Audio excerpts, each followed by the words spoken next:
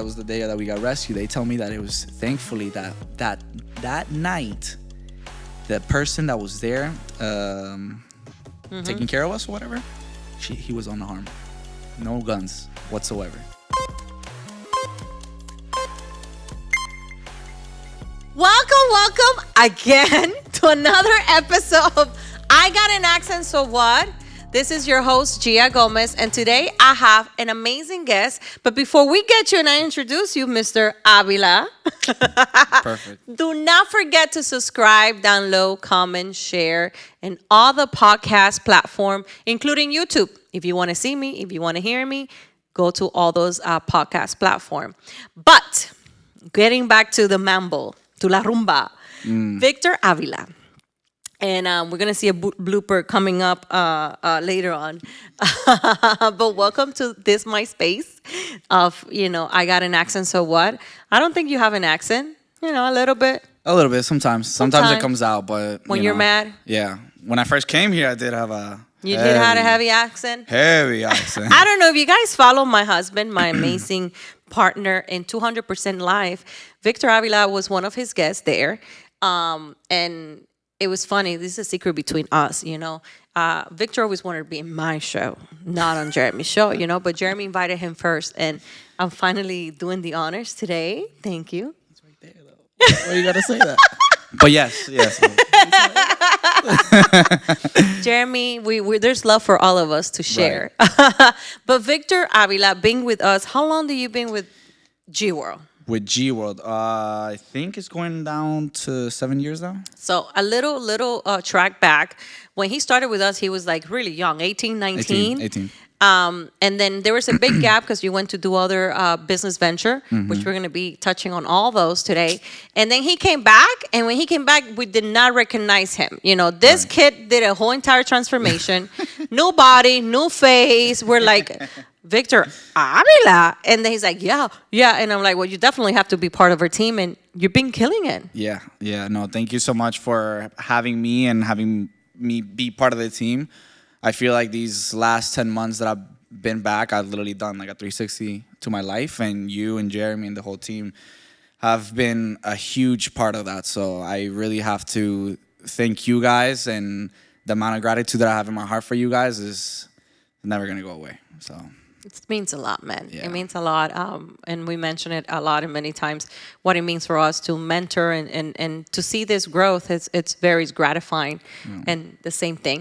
But you put a lot of work, and that does not, come in vain. You can teach everybody all your tricks, but you are a very, very, very hardworking person. And at a young age, which if I tell you your age, then I'm going to be aging myself. But this kid, I can be his mom, But he's been killing it in real estate, and you have many other businesses around, and you're super successful in many other area. But today I wanted it not to be about that, which you're like, why are we talking Gea? Why are we talking Gea? Yeah. Because you see here, Victor, he's a very controlling person. He wants to know. He wants to have everything perfect. He's a perfectionist. And today I'm like, no, you're not going to know what we're going to talk about. Yeah, this is very spontaneous, which I don't like. I like to be prepared. As you can see, this was very last minute. Yeah. If this was the last minute, you would see me here in my little custom suit. Absolutely. With a haircut, Yes. smelling good. And I literally this hectic day, we went to the gym, we went to Tampa with Jeremy, and now we're here. But I showed up. That's the biggest thing. That's one of the things I learned about you, just show up. So. Yep. And that's how the game is. And in life, you just have to show up. Even when you don't feel like you dress up to the T, you just show up, and that's how blessings come to your life. Exactly. Very true. But I want to go back from the beginning. I want to talk about something that actually I'm very curious to know. And how was for Victor growing up back in Venezuela? You're getting deep into this, huh? You're going to make me cry? I'm an emotional gangster. I sometimes cry too. Welcome to my platform. Well, how was it in Venezuela? So when I was born in Venezuela, Maracaibo, okay, I moved at the age of 8, okay, because of things that happened over there. Me and my whole family, we were abducted or kidnapped twice. Oh, wow. Yeah, we were abducted or kidnapped twice, and that was very hard. After the second time, the first time was just for a day. The second time was almost for a month. It was 18 days. 18 days. So they had us, going from Venezuela to Colombia to this to that through like empty warehouses, and that's when that's a whole story, right? Wow. But after that, my parents decided to, they back then they're very successful entrepreneurs as well, and they had to make a decision whether to sacrifice everything that they had going on over there and move here for a better life and for a more safe life, or to stay over there and risk being the third time and maybe not making it out of the third time, right? So we moved here, right? After we moved here, it was very hard because of the adapting. The only words I knew was bathroom and hello, and that's it. So, and then where the school that I went to was not, little South America. It was just straight up American. So I literally had to, put the step on it and learn how to speak English really fast because it was tough adapting, right? But like I said, my childhood was amazing, right? I wouldn't trade it for the world. I wouldn't trade what happened to me in Venezuela or this or moving here. I wouldn't trade nothing. My parents, they're the biggest blessing in my life. My parents are the biggest thing in my life. Me and my parents, we had a conversation because I recently moved out of my house. And we had a conversation talking about that, and I just kind of wanted to like let them know because me and them were like very cold. We don't like talking to each other like that. Me and my dad, we've never said I love you to each other. Oh wow. We hug, and when we hug it very macho, like we smack each other's backs, like we don't like so we had a conversation because I was like, listen, I'm moving out, and this is for good, I hope. Right? I don't want to come back. But I wanted to talk to them and tell them like how I felt about them, So yeah, childhood, was good. As far as like school and stuff like that, I was never really the smartest kid in the block. Like as far as like grades and stuff, but I was always like the one that could talk to people, and I could talk to this wall if I wanted to. So yeah. So you at an early age already had your salesmanship in you and talking yourself away out of things. I guess. Now, going back to definitely that traumatic, experiences that you had at a young age, was it you or your whole entire family that got kidnapped for Oh yeah. a week? So basically a month, I mean. Do you want me to tell you the whole entire story because it's like a 10, 15 minute story? You can give us a little capsule of what was that. Okay, perfect. So in Venezuela, it's very normal that you have cleaning service ladies that they stay in South American countries, right? It's very normal that you have a cleaning lady and they stay at the house, they clean for you and this and that, whatever. My parents, they used to work long hours, like from 8 a.m. to 10 p.m., so I never really got to see them that much, right? So whoever was there at the house was the cleaning lady. She would, make the food, clean the house. It was the nanny. Right. Well, nanny was in some deep trouble. And she was kind of together with some bad people. She owed some money, and she couldn't pay it, so she sold us out. She was like, hey, listen, I know this family. I work for them. I can open the door for you. When you're there, you can take them, ask them for money, yada, yada, yada, right? So I was about 6 to 7 years old the first time that it happened. I woke up. It was Sunday. I woke up in the morning. It was probably like 7 in the morning. I woke up like this, and there was a guy with a jet ski mask and pointing a gun at me and telling me to get up. Right. Wow. At that day, my cousin was there. I was there. My aunt was there. My newborn sister was there, and my parents. Right. My aunt, quickly when she heard everything, she hid under the mattress or the closet, and they never found her. Right? They took us in the car. They took us to a certain location. We don't know where the location was. We were there for a couple hours. Since my aunt wasn't kidnapped, she went to the cops. They put it all over the TV. These guys were rookies. They didn't know what they were doing. They got scared, and they let us go. They released us. That's the same day. Now, the second time around, okay, my dad, he hired like a detective from the cops to see exactly where did that come from. Where did that person Link. that wanted to? Yeah, exactly. While that was happening, okay, the detective was then going back to my mom, and how do you say that word? Extorsionando?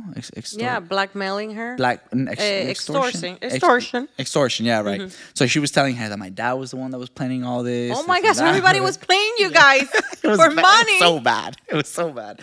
So then my mom goes back to my dad. My dad's like, what the heck? not cheating. No, right. So then my dad goes and he goes back to the detective and he's like, hey, I don't want to work with you anymore because, you're extortioning my wife.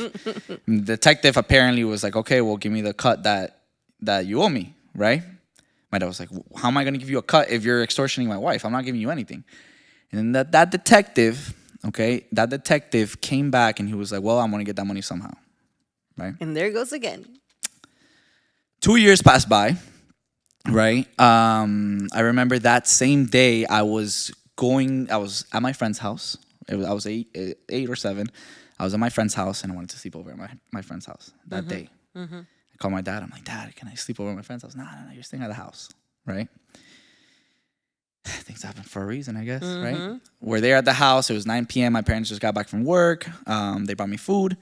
And out of nowhere, 5 guys come out of the closet, come out of the laundry room, come out of the bathroom with guns and everything. They tell us to get down, and we get down, right?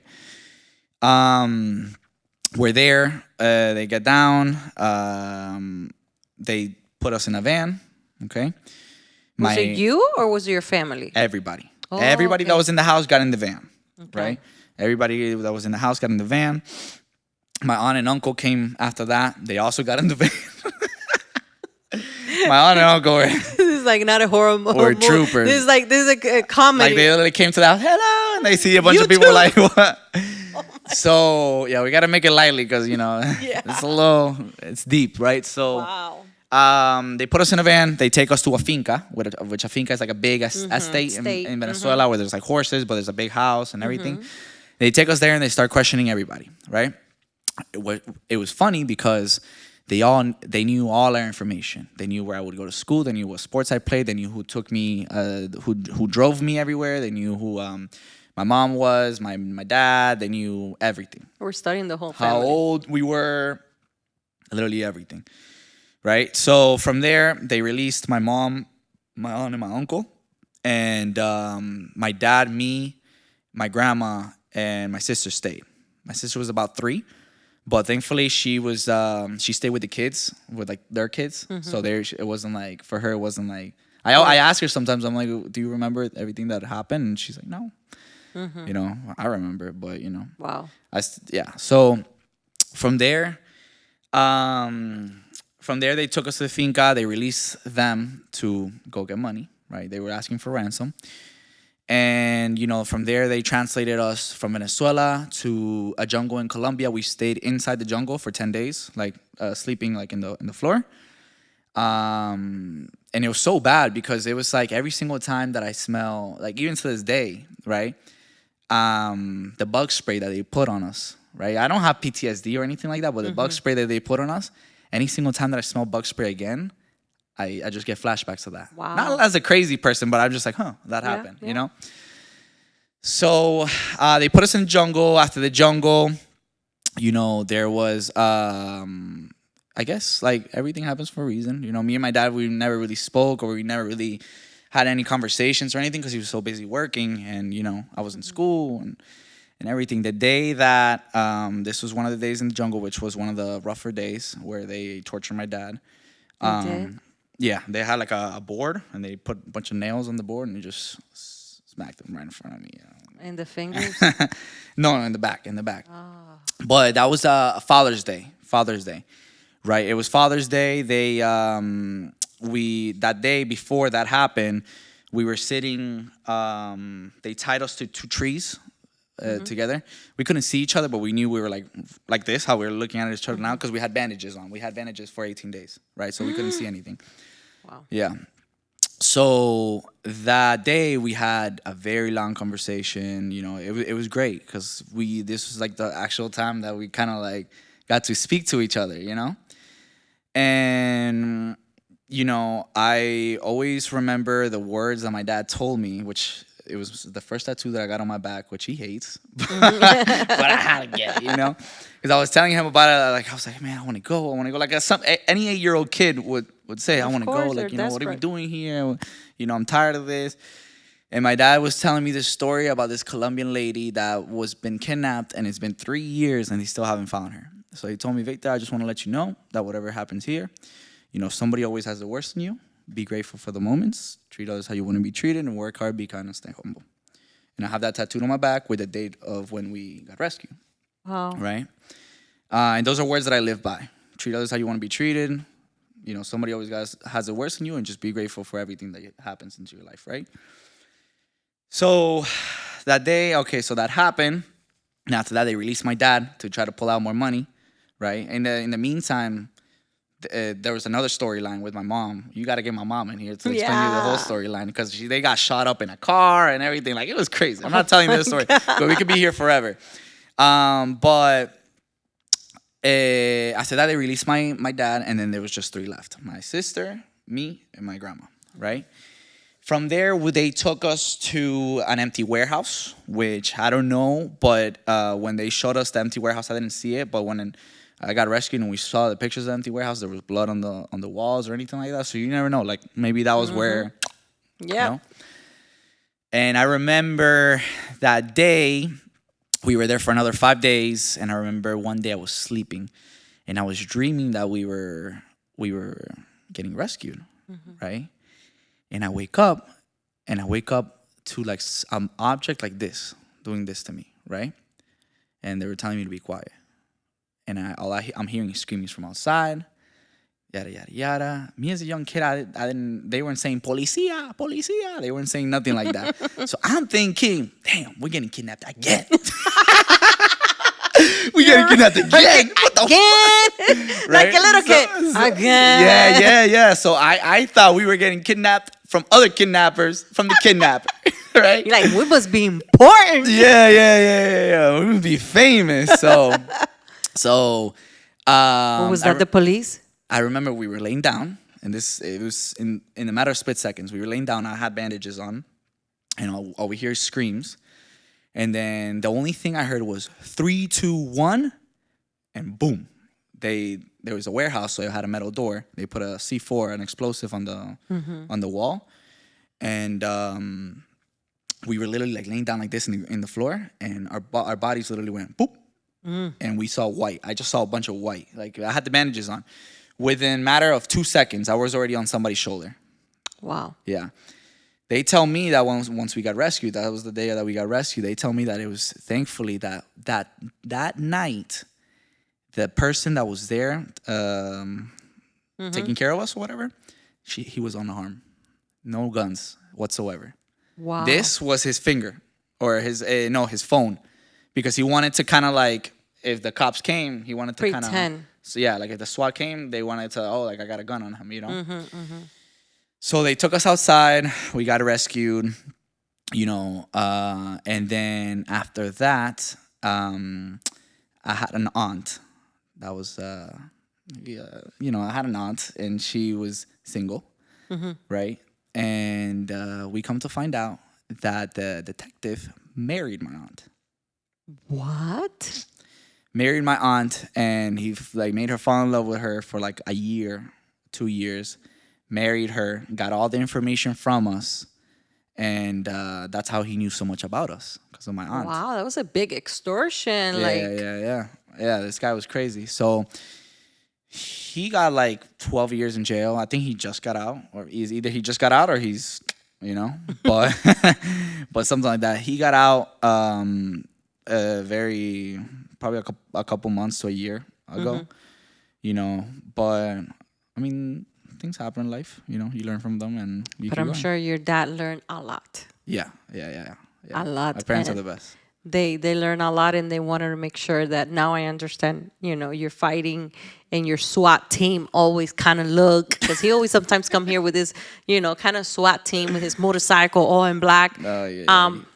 Where it's all falling games until you're actually in a position like that, and that God gave you guys an opportunity, because Right. it could be done tragically, Right. not even once, twice, bro. Twice, yeah. Like, what are the odds? So, what are the I was odds? like, man, I gotta be my cologne or You something. guys had a big target in your family, so thank God for America, right? That gave Yeah. us that freedom, and very similar to Jeremy and his family. Not like that kidnapping part of it, but with terrorists and so much, Right.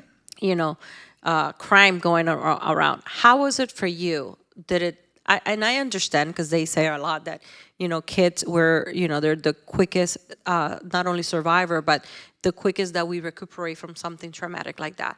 How was that affect you once you come to the United States? That is a new land, it's a new everything. But then, shoot, you got kidnapped twice. As a kid, how do you feel that you dealt with that, and do you have any aftermath with those traumatic events? Yeah. Well, first of all, I felt grateful, because I was like, I could have been dead twice, and I'm still here, Second of all, there was some adapting to do. Like, for example, I remember the first 2 years of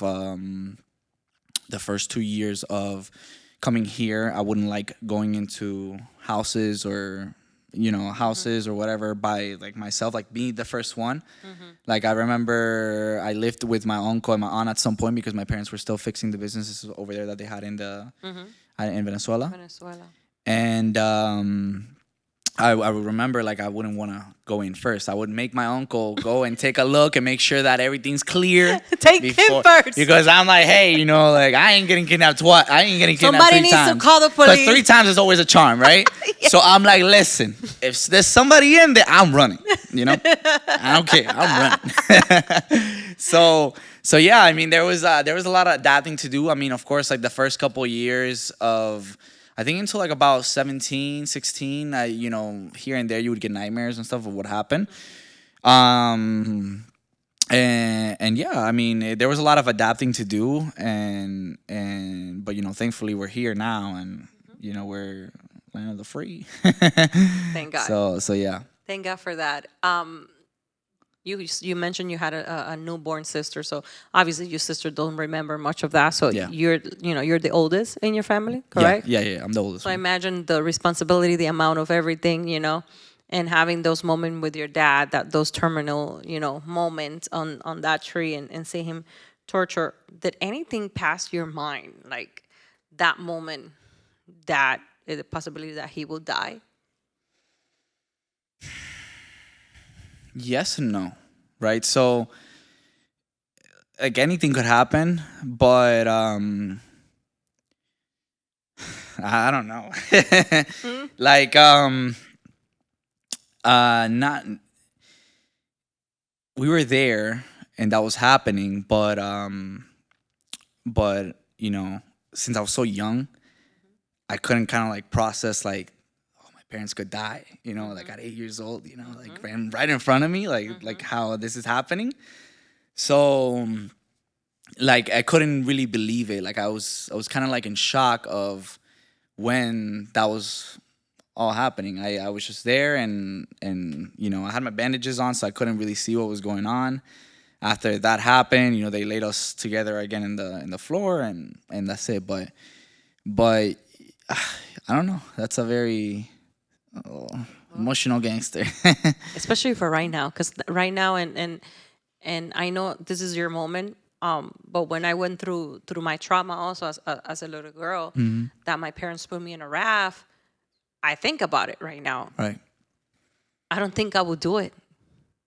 So that same question we asked, do you ask yourself, if I was not in that position, I said how brave my parents were, Right. where this courage came from, to do that, and a lot of times desperation, that we live in such a comfortable land sometimes that, America, it's beautiful, guys. It's second opportunities and all, but there's so many countries and there's so many people, like what your tattoo says, that are in a worse position, Yeah. you know. And when we get adult in our adulthood is when we think of moment like that. You were a little kid, you didn't believe the worst because we were always kids are always thrive to survive. Is the Right. nature of a child. But then we have to deal with those aftermath in our adulthood, Yeah. you know? And we always have to always remember that. That are the moments that makes us vulnerable Right. to make sure that every day that you see your father, whether he give you the kisses or not, you do it. Yeah. And that's a promise that you should be doing to yourself every day, Victor, because life is a gift and God definitely give Right. you a gift twice. Yeah. You know? Wow, we're getting so emotional here. Guys, listen, I never thought, and I know we mentioned here and there, but going into details, and I know you left off a lot of details. Yeah. So for those of you that want to hear more, a part two, please hit us out because we definitely want to hear so many details because that's what makes even the story more powerful. Yeah. You know, the details that you're like, wow, I survived that. And you don't realize this until somebody else is asking you, putting you on that spot. Right. So now I understand why you're such a survivor, why you're such a perfectionist, such a driver. Your dad and that whole entire experience put a little chip on you. That's why you always have to jump, right? Yeah, I guess so. Now I see, and I promise you, I'm not a psychologist, Yeah. but everything is correlation in life. Now, you're a very disciplined man.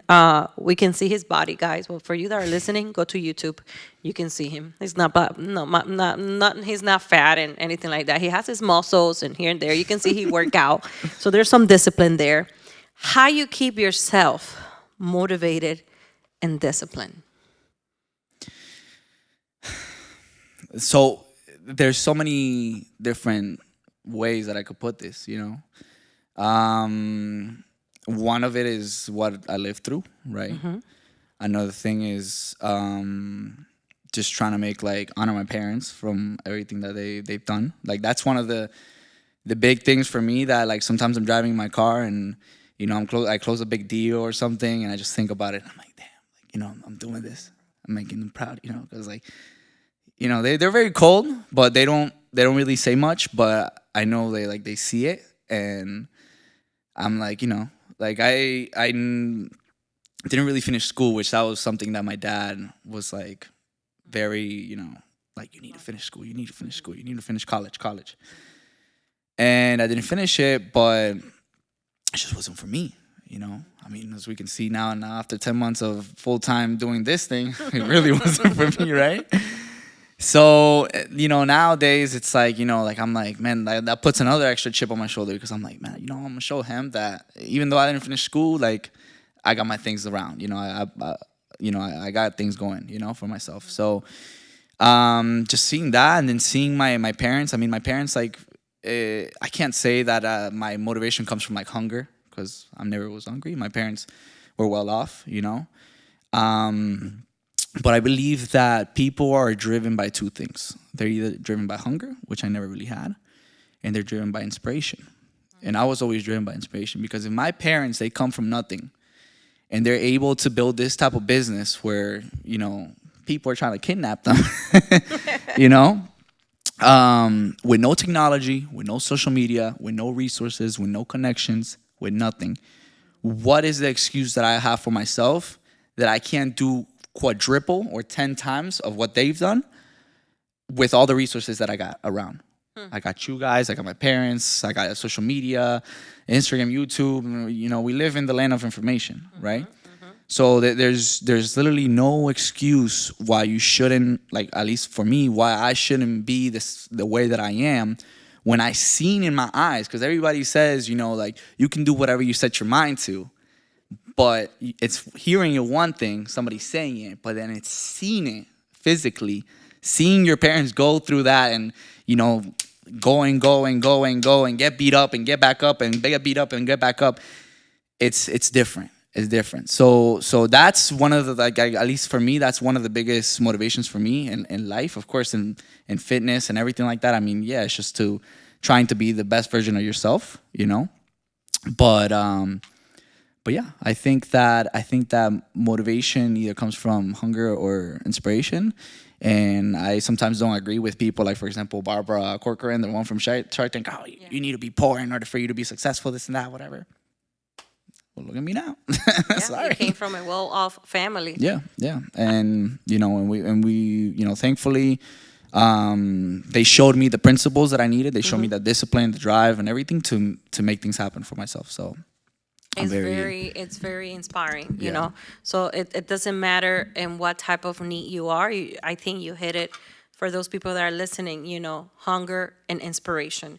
And they're two very powerful feeling that it's very hard to even to say which one is more powerful, because one is survivorship and one is a way to prove somebody that means something to you. Right. So they're very strong, passionate type of drive.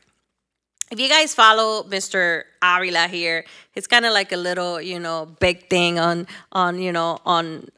his social media. From boxing, I retired from that, by the way. We got too busy now. retired. He's 20 freaking 4. No, we were doing real estate now, and now I From- just got so busy. So from boxing, guys, from being really good at soccer, from training maniac that you love the training, from perfume connoisseur, this dude. What is your name for the perfume? Fragrance Master Vic on TikTok. Fragrance Master Well, Vic on TikTok. I made that for the shits and giggles, but it blew up. So That's my next question. How did that blow up? Con- And what you think it was? consistency. That's how just anybody that's trying to get big on social media, post 7 times a day, and talk to me in a year.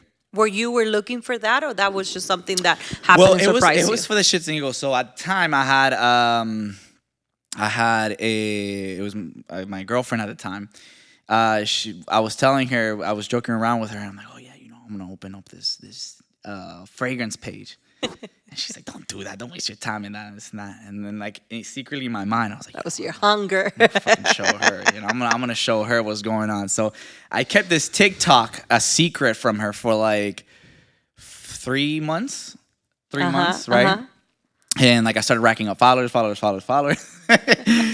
And there was one day, I think I already had like 15,000 followers on the TikTok. And there was one day where she asked for my phone, and I was logged into the TikTok. And she saw. And no, I was logged into the TikTok, so I grabbed it real quick, and I started like changing it to the other TikTok. And she thought I was doing something I wasn't supposed to be doing. She was like, "Oh, what are you doing? You deleting something? Whatever, yada yada." And I was like, I had to come clean, and I was like, well, I've been hiding this TikTok channel that I made like a couple months ago, but you see, I was able to do it. Oh my God. And it was just, what was it about? Like, it was just selling fragrances, or No, it was just talking about fragrances. And it was just talking about fragrances. Like at that time, I was very like into like buying fragrances and this and that. And I was like, oh, let me make something out of it, because I'm buying so many fragrances that is running my pockets. So when you are big on social media, people will reach out and give you fragrances. Like for example, Killian has reached out to me. Killian's a huge company, like Killian. They reached out to me. They gave me fragrances for me to review and everything like that. So oh my God. So it got to a point where I was getting fragrances for free. So I was like, might as well not spend them and spend the money. Wow, that's really good. Yeah. Wow. Now, okay, so that's Killing, which by the way, a side note, here in the office, everybody knows that he's the master on fragrances. Yeah. We smell him from the door. Oh, Vic is here. But it smells good though. They smell good. I mean, I don't know what, he already told us the secret why they stay so long. There's a secret to it, by the way. Yeah. That I'm like, bro, I put the most expensive one and it doesn't last. His lasts forever. Right. So from boxing, soccer, training, perfume connoisseur, and a kick-ass, successful realtor. Yeah. Feels good. And you can be as honest from all of it. And I know they're different walk of your life. Which one can you relate that you like, you enjoy, you identify yourself, and why? So when I first started real estate, I was 18 years old. I've never been the type of guy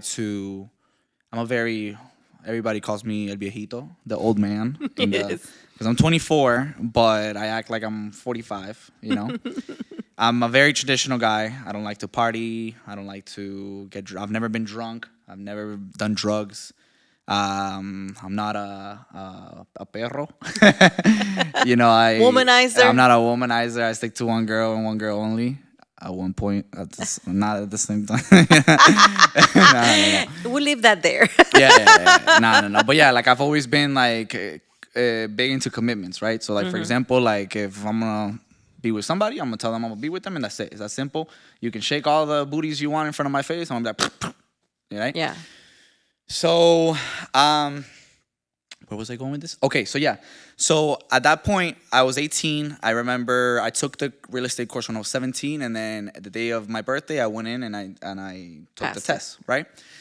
I graduated, and then I went in for maybe a year or two. I did it full time. It went well. Like it wasn't, I got sales, right? But then it got to a point where I hated real estate. I couldn't deal with it. I was like, I can't deal with these clients and this and that. Whatever. Right? I was just looking at the negative side of real estate, right? And then I was like, man, there's got to be a better way. There's got to be a better way. And at that point, I was always big into boxing. I remember I had a boxing job at 18 before I got my license, right? And I started just posting videos on social media. Starting posting every day on my story, on my wall, and everything. I was, paying for marketing ads and everything like that, and it grew. I think at the biggest point, it had 145,000 followers, Fitmaster Vic, which was a fitness and boxing account. Right. That's another account that you made it successful. Fitmaster Vic. That's a bigger account, not the fragrance account. It was just a little example, but that one, I could have turned it into a career, which was a career, but it wasn't consistent, right? So I remember, I was posting videos, I was training people online, everything like that. I was making money from online, right? But it got to a point where it was very like, the highlight of my day was just going to the gym because I had nothing to do. I worked at home. I could literally be working on my phone, laying down in the bed, talking to clients, and that was the whole day. And for me, I'm the type of person that needs kind of like, even though everybody tells me like, yo, chill, but I learned that I need problems and stress in my life in order for me to like be my best self. To perform. Right, to perform, right? So I guess I got tired of it, and I was like, you know what? I'm going to go back to real estate. I remember that day, I called Jeremy for something. Jeremy told me about some team, and I was like, okay, I'm in. Let's go. Let's do it, right? And that was 10 months ago, right? And instantly, before that, I was like very unmotivated. I was just going with the flow, like, if clients came, whatever. And then I remember when I joined the team and everything like that, everything changed. Like there was like that spark again, like the drive, the hunger was there again. And 10 months down the line, we've been able to do pretty big things, I think so. Pretty big things, We've been able to turn it around 180. Not 360, 360, you're back in the same place. What's next for Victor? Oh. Just to keep improving, keep perfecting my craft. I want to get my broker's license as well, so I can become a broker associate. And just keep being my best self. I have other business ventures that I eventually want to open. I want to start buying property, which I'm in the process of buying my first one right now. Yeah. And just showing people that no matter what happens, you can always get through it, and just trying to be my best self, trying to be the best agent that I can be, and just trying to fulfill my potential and try to make my parents, God, and my family proud, and you guys. We definitely are proud of you, Vic. Your change has been tremendous. For anybody your age that it's looking into being real estate or even any other career, but real estate, because now we're talking about real estate, right? Because a lot of people think like as soon as you get your license, your Mercedes waiting for you out there. No. And a lot of people, it is another business. You that did it at a really young age, went back to do other passions that you were successful are, left it, outgrew it, now go back to real estate, what is that number one consejo, advice that you can give to somebody that wants to be in real estate, but not just because anybody can get a license, Yeah. but to be successful? Yeah. I mean, everybody and their mothers can get a license. Nowadays, everybody and their mothers got a license. You know, the other day I was at the gym and some lady started talking to me and she's like, "Oh, I'm a realtor," and I'm like, "Yeah, I know." The other day I was in Chick-fil-A in the drive-thru and I was joking with the guy because I tell everybody, I'm like, "Hey, real estate," and the guy that was serving me the food, he's like, "Oh yeah, I got my license too." So I was like, okay. Not a full time. Yeah. So everybody can get their real estate license, but being a good producing realtor, that's a lot different. Whole different ball. A whole different. I mean, I what was the statistic? I think 90% of realtors fail in the first year or something like that. It's a high number. It's Jeremy knows the statistics, guys. Yeah. But it's a high number. Yeah. So I mean, the biggest thing towards going into real estate, I think it is I'm gonna give them the tip that you gave me, which is just to show up, right? To show up. I mean, these past 2 months, there was days that we come here at 9 and we leave at 10, 9, 9:30, from the office. And so the biggest thing is consistency and showing up. The other tip that I can give if you're young, like myself, like I started at 18, is to dress like you already, or act like you're already there. Because that's very big. Like I see sometimes these young realtors and they come in and they're like in Jordans and everything like that. I mean, you see me right like this right now, but this is not how You're I not usually. working today. Yeah, exactly. But yeah, I'm always suited up. The suit, like for me, it's like my little shield, like my little body armor, right? I know somebody like that. Yeah, I live with somebody like that. Yeah. So it's always, to look the part and act the part, like show people that, yeah, you might be 18, 19, but you know your shit, like, that you're confident in what you do. And even though if you might not know everything, it's okay to not know, but at least, tell them, hey, listen, that's a great question. Let me find out for you, right? I'll get back to you. I'll get back to you. I'll get back to you on that because I don't want to lie to you. So let me just double check to make sure that everything that I'm telling you is correct, right? So yeah, that's one of my big things is just don't act cocky or anything like that, but act like you're already there, So because people, when they perceive energy, they perceive it. Like if I come in here and I slouch my shoulders and everything, and I'm meeting a client, or maybe like it might not be like a family, it might be like something like a very, very serious client, like a commercial client or something where. If I come in and they see this young face or whatever, they might be like, oh, this guy might not be able to help us out here, But if you come in and, hey, nice to meet you. How are you? We sit down and you give them like, the body language and the energy. They're going to be like, okay, yeah, I like this guy. Let's do it, So I think that's one of the things that has really helped me out in that sense is that, yeah, I might be young. I mean, I'm already kind of like a veteran, right? Because even though I'm 18 and 24, it's been 7 years, right? Yeah. So... but I think that's one of the biggest things that has helped me out as a young realtor is just showing that, no matter what, you can get it done. You can get it done. Mm-hmm. And people appreciate that when you're young and people see like the hunger, like, I got you. Like, no matter what, like call me at 9 p.m. I got you, people see that and they appreciate it. I mean, like, I want to work with this guy because, I want to support him. Like he's doing things, so. Energy is contagious, you know? So definitely, and Jeremy preaches this a lot, to mirror our clients, to mirror our people. And it's not that you're going to be a little clown, but you have to sound and look familiar in order for somebody to do business with you or even inspire that individual. Right. So we have a great leader, not because he's my husband, but Jeremy is very, very, very inspiring. And he has a good heart, besides being my husband. Guys, again, I promise. People that really know us know that I'm the bad one. Jeremy is a very authentic and very humble man, you know. So the advices that comes from him are really, rooted because he have lived it. Last question. Mm-hmm. If you have to go back to that 6-year-old Victor, what will you tell him?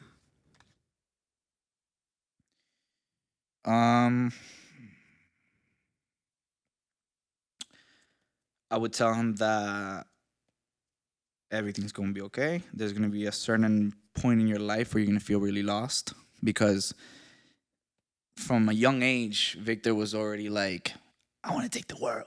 I want to do big things. And even though I don't know what I'm going to do, I want to do big things. And so I would tell him that there's going to be a point in your life where you're going to feel lost, where you're going to feel like you don't have your potential, where you don't see the road that where you're going, But I would tell him that to just keep going, keep showing up, wake up early, work out, health is wealth, and that you soon will find out. So it's been 10 months, and man, God has blessed me so much. Like my goal in life is just to be a man that God is proud of, and for my parents to be proud of me as well. So and to be honorable. I feel like that's missing nowadays. A man that's honorable. There's men out there, they cheat on you, they sneak up on you, this and that, whatever. And I want to show everybody that you can make money, look good, whatever, have a nice lifestyle, doing it the honest way, doing it the right way, So I can tell you right now that what God will tell you is like, that's the reason why I give you that second chance. Because what he deposited in you is a beautiful gift, and he knew he was giving it to. And you are a person full of life. And everything around you, Victor, grows and flourish. Right. And that lets you know that your life was worth living for, and it was for something. And I know that you're young, but I know we're probably going to be talking because you're going to be in our life for a long time. Yeah. Whole life. And I'm very, very proud of you as a mama bear here in the JG Signature team. I'm hard on them, but it's because I see the potential. Yeah. And your heart that is so pure and honorable, you said that. That's a word that today's day is not very well mentioned. Men have word. Today's day is like nobody's word is, worth anything. Back in the days, and our grandparents used to believe that. There was no freaking contracts, y'all. Yeah. They shake hand and that's it. Tomorrow we're gonna be here, and that was it. And we lack in different times that we're living in, but to know that there's still a new generation that believe like you, it lets me know as a mom that there's hope for my children, that there's hope for this society, that there is, whether it's small or whatever it is, of people that are here to be a light of others, to bring light to so many that are lost. And that's what my goal is, to bring light to those that sometimes are lost and have no idea, because life is beautiful for that, to bring light, to bring clarity, and to enjoy life. Right. Eat, drink, everything healthy way, but bring to so many people that are lost and they cannot understand why I went through this in my childhood, why, the struggle that we went. So thank you for walking us through that journey. And I know we hit couples. Yeah. Emotional gangsters. But you know what? Yeah. That is beautiful. And I don't make my guys cry here, but I want my sensitive men to be sensitive, because being sensitive doesn't make you a man. It makes you more manly. Right. Victor, I love you, man. Thank you. We need to bring your daddy. We need to bring your dad, and we're gonna do an episode. If you bring my dad here, me talking to him like this, oh man. Thank you, my amazing people. If you love this story and you want to hear more about Vic, his dad or his mom's story, please let us know. It's been super refreshing, and that is not all about business. It's just talking about human to human and struggles and journey that we have. But thank you again. I love you, and stay tuned for the next one.